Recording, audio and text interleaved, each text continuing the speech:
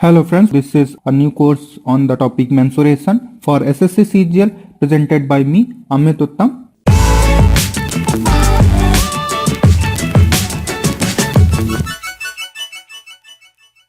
So here in the previous lesson I was discussing about this arc sector. तो ये arc sector actually क्या होता है, ये सर्किल का एक पार्ट होता है। ठीक है, सर्किल पे अगर देखा जाए सेंटर पे सर्किल का कितना एंगल होता है, 360 डिग्री होता है। बट ये जो आर्क सेक्टर होता है इस पे कुछ 360 से कम एंगल होता है, छोटा एंगल होता है। ठीक है, तो ये थीटा मान सपोज करते हैं, थीटा एंगल आपको दिया हुआ है कि थीटा एंगल पे आर्क सेक्टर है। ठीक है, तो इसकी आपको सरकमफ्रेंस पूछी जा सकती है और एरिया पूछा जा सकता है। तो एरिया का क्या फॉर्मूला होगा, आपको अगर टोटल सर्किल का एरिया दिखा जाए तो क्या होता है, वो पाई आर स्क्वायर होता है। अब ये पाई आर स्क्वायर में कितना पोर्शन यहाँ पे आपका सेक्टर में आ रहा है, कितना पोर्शन शेडेड है, वो सिर्फ थीटा अपॉन 360 है, बिकॉज टोटल एंगल 360 होगा और हमारे पास कितना निकालना है, किसका है, थीटा का निकालना है। तो theta upon 360 degree, obviously because यहाँ पे डिग्री से डिवाइड कर रहे हैं तो थीटा की वैल्यू किस में होनी चाहिए, डिग्री में होनी चाहिए। ठीक है, इसके बाद सरकमफ्रेंस की बात करें तो सरकमफ्रेंस नॉर्मली क्या फॉर्मूला होगा, एल, क्योंकि ये सिर्फ हमारा, ये चीज भूल जाओ आप, सिर्फ सेक्टर को देखो आप। तो सेक्टर में क्या है कि एल है और 2 टाइम्स आर है, तो एल प्लस 2 आर जो होगा आपकी सरकमफ्रेंस हो जाएगी। ठीक है, अब एल की वैल्यू अगर आपको कैलकुलेट करनी पड़े, क्योंकि एल की वैल्यू दी हो सकती है या फिर ना दी हो, तो आपको कैलकुलेट भी कर सकते हो। तो टोटल सरकमफ्रेंस कितनी होती थी, 2 पाई आर होती थी। अब हमको कितना सिर्फ पोर्शन चाहिए, थीटा वाला पोर्शन चाहिए, तो थीटा अपॉन 360 यहाँ पे भी करना पड़ेगा, मल्टीप्लाई करना पड़ेगा।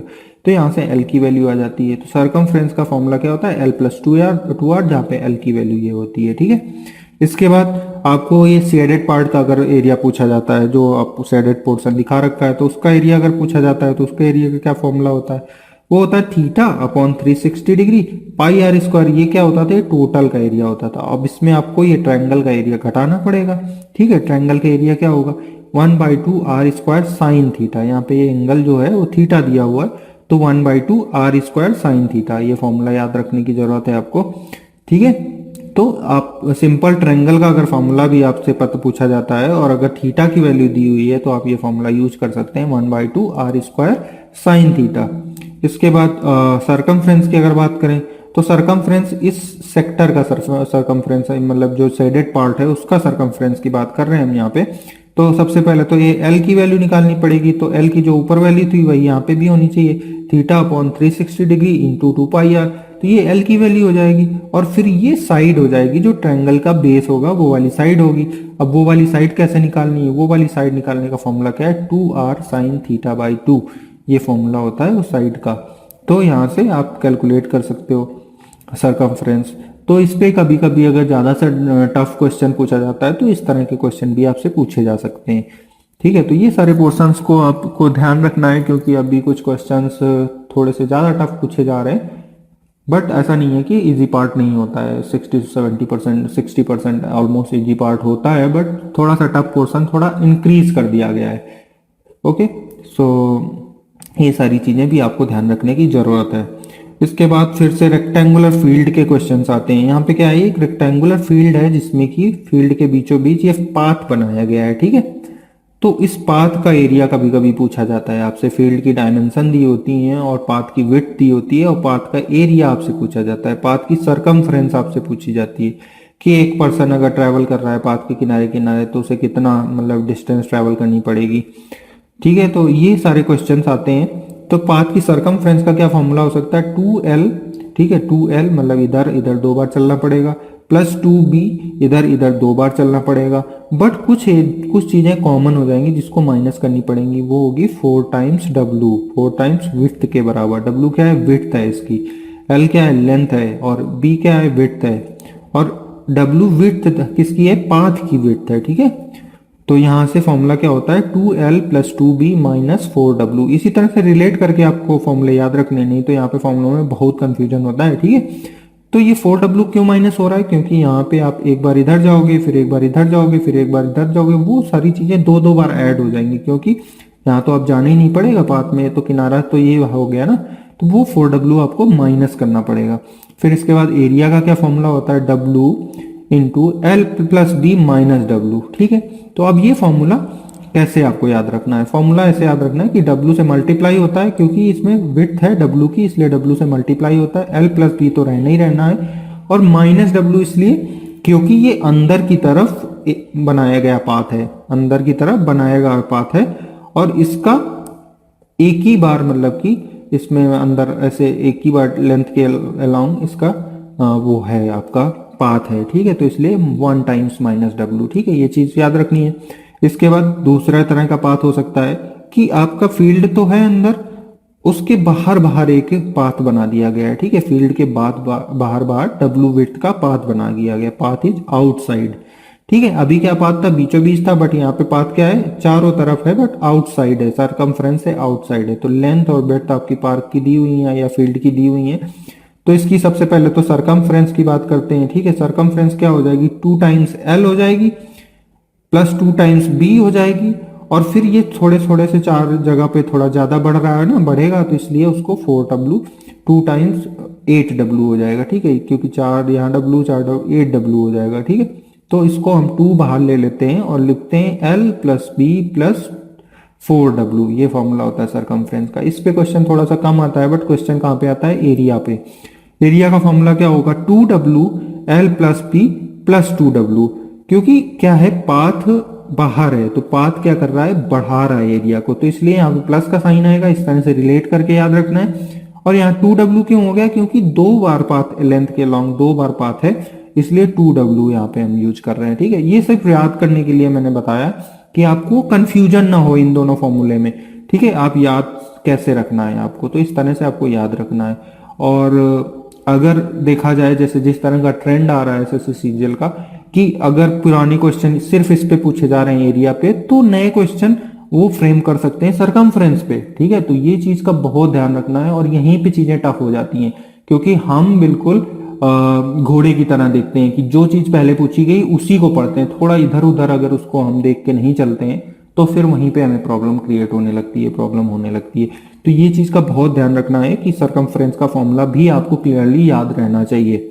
ओके, नेक्स्ट देखते हैं। अब क्या है कि आपका फील्ड जो है पूरा बाहर है, उसकी लेंथ और विड्थ बाहर दी हुई है, और पाथ जो बनाया गया है वो फील्ड के अंदर बनाया गया है, ठीक है, और उसकी विड्थ कितनी है, W है। तो इस तरह के भी क्वेश्चन पूछे, तो इसमें सिंपल फॉर्मूला वही हो जाएगा जो पुराना था कि 2 times L plus B minus 4W। Circumference का क्या फॉर्मूला होगा, यहाँ पे से माइनस साइन हो जाएगा क्योंकि ये अंदर हो गया, तो ये तुम्हारे फील्ड के उसको कम कर रहा है, ठीक है, फील्ड के आपकी सरकमफ्रेंस को, या एक तरह से अंदर जा रहा है तो फील्ड को कम कर रहा है, तो इस तरह से माइनस साइन, वहां से थोड़ा सा माइनस साइन रियलाइज होता है, ठीक है। एरिया की बात करें तो एरिया यहाँ पे 2W L plus B minus 2W हो जाएगा। वही चीज है कि क्योंकि अंदर है तो माइनस W हो जाएगा, और 2W क्यों है, क्योंकि लेंथ के लॉन्ग 2 टाइम्स पाथ ट्रेवर्स्ड है और विड्थ के लॉन्ग 2 टाइम्स पाथ ट्रेवर्स्ड है, इसलिए 2 का फैक्टर आ रहा है।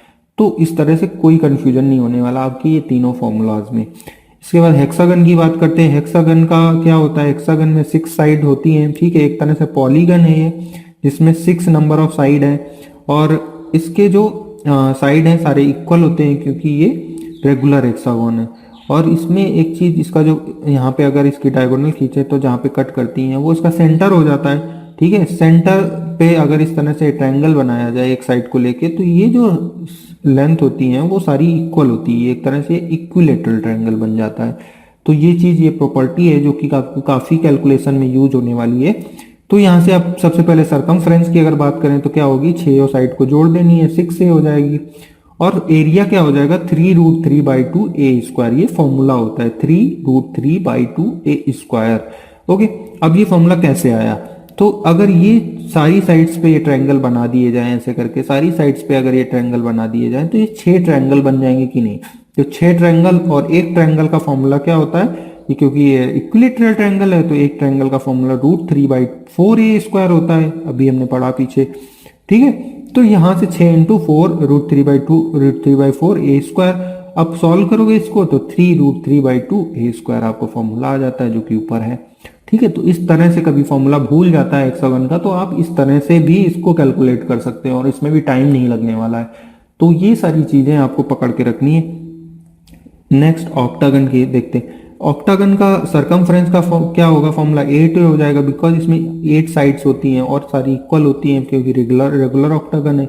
और एरिया का फॉर्मूला क्या होता है 2a² ब्रैकेट में 1 प्लस रूट 2। ठीक है, ये फॉर्मूला आपको याद ही रखना है, इसके बारे में ज़्यादा डिटेल की बात करने की ज़रूरत नहीं है। नेक्स्ट इक्विलेटरल ट्रायंगल के बारे में बात करते हैं कुछ और। ठीक है, तो इक्विलेटरल ट्रायंगल में अगर हम देखें, ये ट्रायंगल है इक्विलेटरल, इसकी सारी साइड्स बराबर होंगी ए और इसके दो सर्किल बनते हैं। ठीक है, कौन से सारे ट्रायंगल्स के दो सर्किल बन सकते हैं, एक होता है जिसको बोलते हैं सर्कम सर्किल और एक होता है जो इन सर्किल होता है। इन सर्किल की क्या प्रॉपर्टी होती है, वो साइड्स को टच करता है, और ये सर्कम सर्किल क्या होता है, ये आपकी वर्टाइसेस से पास करता है। ठीक है, तो ये सर्कम सर्किल हो गया। तो इनकी प्रॉपर्टीज भी आपको पता होनी चाहिए कि इसकी रेडियस, सर्कम सर्किल की रेडियस क्या होती है और इन रेडियस क्या होती है। तो ये जो आपका एल्टीट्यूड होता है, ठीक है, ये एल्टीट्यूड क्या निकाले था हमने, √3/2a होता है। ठीक है, ये टोटल एल्टीट्यूड √3/2a होता है। तो जो सर्कम सर्किल की रेडियस होती है, ये इसका सेंटर से, इसका ऊपर का पार्ट होता है और ये नीचे का पार्ट होता है, और ये दोनों पार्ट किस रेशियो में डिवाइड होते हैं, 2:1 के रेशियो में डिवाइड होते हैं। ये चीज आपको पता होनी चाहिए। ये जो पॉइंट होता है इसको सेंट्रॉइड भी बोला जाता है। ठीक है, इसको इन सेंटर भी बोला जाता है, इसको सर्कम सेंटर भी बोला जाता है, क्योंकि इक्विलेटरल ट्रायंगल के लिए सारे सेंटर एक ही प्लेस पे होते हैं। ठीक है, तो ये 2:3 के रेशियो में। अब टोटल डिस्टेंस पता है हमको, टोटल कितनी पता है, √3/2a पता है। एल्टीट्यूड कितना पता है, √3/2a पता है। तो इस एल्टीट्यूड को हम 2/3 रेशियो में डिवाइड करेंगे, 2:1 के रेशियो में डिवाइड करेंगे, तो जो बड़ा वाला होगा वो 2/3 होगा और जो छोटा वाला होगा वो 1/3 होगा। ठीक है, तो 2/3 से मल्टीप्लाई करो तो आपका फॉर्मूला क्या आ जाता है, a/√3। तो आप या तो डायरेक्टली याद कर लो a/√3, ठीक है, और या फिर आप क्या करो कि इनडायरेक्टली याद कर लो। ठीक है, इस तरह से याद कर लो, जैसे कि कैलकुलेशन कैसे करनी है, तो जैसे भी बनता है। अगर डायरेक्ट याद रहता है तो थोड़ा टाइम सेव हो जाता है। इन रेडियस का क्या फॉर्मूला होगा, वहां पे 1/3 कर दिया तो सिंपली a/2√3 आ गया। तो इन दोनों में क्या रिलेशन आ गया कि ये जो छोटा है इसका डबल करो तो ये बड़ा वाला मिल जाता है। ठीक है, तो r बराबर होता है, कैपिटल R बराबर 2 टाइम्स स्मॉल r। तो इस तरह से आपको जब रेडियस पता है तो इनके अगर सर्किल्स के आपको एरिया पूछे जाते हैं तो πr² आप यूज कर सकते हो। ठीक है, तो फिर कोई भी इंफॉर्मेशन आपसे पूछी जाती है आप बता सकते हो। तो इस तरह से क्वेश्चन आगे पूछे जाते हैं। इसके बाद अब हम कोई भी एक इक्विलेटरल ट्रायंगल लेते हैं, ठीक है, जिसकी साइड क्या होती है, इक्वल होती हैं। तो हमें क्या दिया होता है, इसके किसी भी पर्टिकुलर पॉइंट, ये पॉइंट कोई भी चीज हो सकती है, जरूरी नहीं कि कोई सेंटर ही हो, ये कोई भी अंदर पॉइंट होगा, उससे तीनों साइड्स पे परपेंडिकुलर डाले जाते हैं। तो ये परपेंडिकुलर की लेंथ आपको क्वेश्चन में दी जाती है, P1 P2 P3, ये लेंथ दी जाती है। तो ये लेंथ को के हिसाब से आपसे क्वेश्चन पूछा जाता है कि साइड क्या होगी।